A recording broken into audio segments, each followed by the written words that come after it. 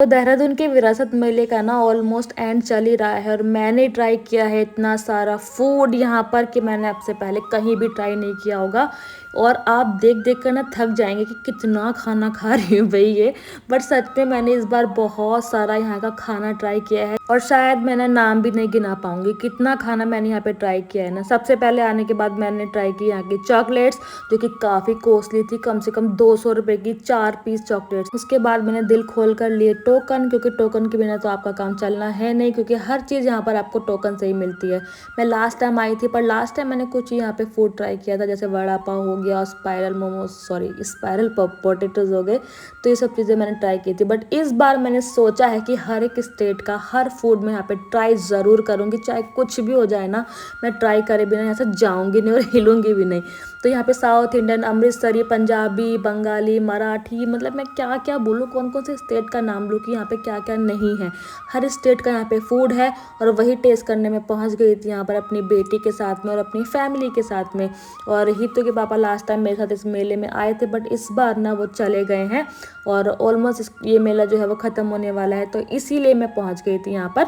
और सबसे अच्छी और इंटरेस्टिंग चीज़ मुझे क्या लगी ना, यहाँ पर मैंने जो ट्राई किया था सिड्डू, और ये था 200 रुपये का। तो मैंने 50-50 के 4 टोकन भैया को दे दिए थे और भैया इतने गुणगान गा रहे थे ना सिड्डू के, तो मेरे से तो बिल्कुल भी रहा नहीं गया और मैंने ट्राई किया सिड्डू। अब सिड्डू तो ले लिया था, पर बैठने की जगह कहीं भी नहीं थी, तो मैंने अपने लिए एक बैठने की जगह ढूंढी। सबसे पहले मैं और हितू दोनों हम पहुंच गए थे और उसके बाद जब मैंने ट्राई किया ना, तो लोगों का रिस्पॉन्स सिड्डू को लेके काफ़ी अच्छा नहीं होता है, बट मुझे अच्छा लगा, क्योंकि भैया अपने पड़ोसी राज्य की डिश है तो ट्राई करना बनता है, वन टाइम आपको खाना बिल्कुल बनता है। उसके बाद मैंने ली मिर्च वाली चाउमीन, क्योंकि दोनों ही चीज़ों में, सिड्डू में भी और ये चाउमीन में भी जो चटनी होती काफ़ी स्पाइसी थी। उसके बाद मन करा कि हम लोग कुल्फ़ी खाते हैं, और कुल्फ़ी का प्राइस यहाँ पर था 50 रुपीज़ और साथ में रबड़ी फालूदा भी था, जिसका प्राइस था 150 रुपये। तो यहाँ पर टोकन्स में खुले पैसों की बड़ी दिक्कत थी। उसके बाद मैंने लिया चीला, जो कि काफ़ी टेस्टी लग रहा था खाने में और हेल्दी भी था।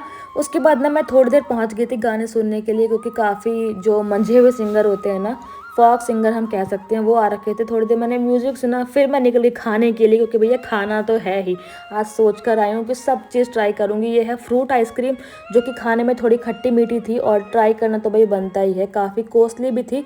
बट उसके बाद फिर आती है बारी हितू की जिद पे पॉपकॉर्न की, और पॉपकॉर्न का जो प्राइस है ना यहाँ पे 60 रुपये था। और हमने भैया को बोला कि भैया हमारे पास तो भैया 50 रुपये ही है, आपको देना है तो दो, वरना 10 रुपये चेंज हमें कोई भी नहीं दे रहा है। तो भैया ने यहाँ पे 50 रुपये में हमें इतने सारे पॉपकॉर्न दे दिए थे।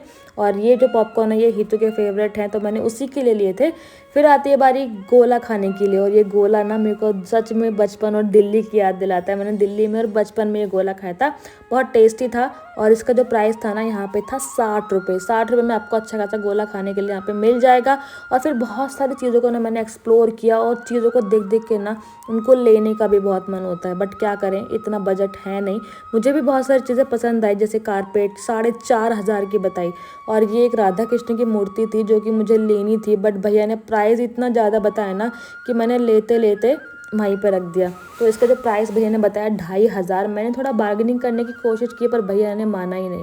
उसके बाद हितू के लिए थोड़ी हमने स्लीपर वगैरह ली, जो कि थोड़ी बजट में आ रही थी, तो लगा चलो कुछ तो ले ही लेते हैं। उसके बाद हम पहुंचे बुक फेयर में, जहाँ पे इतनी सारी बुक्स की कलेक्शन है ना, और छोटे बच्चों से लेकर ना आपको बड़े बड़े राइटर्स की बुक यहाँ पे मिलेंगी, और आप समझ नहीं पाओगे कौन सी बुक लें और कौन सी छोड़ें।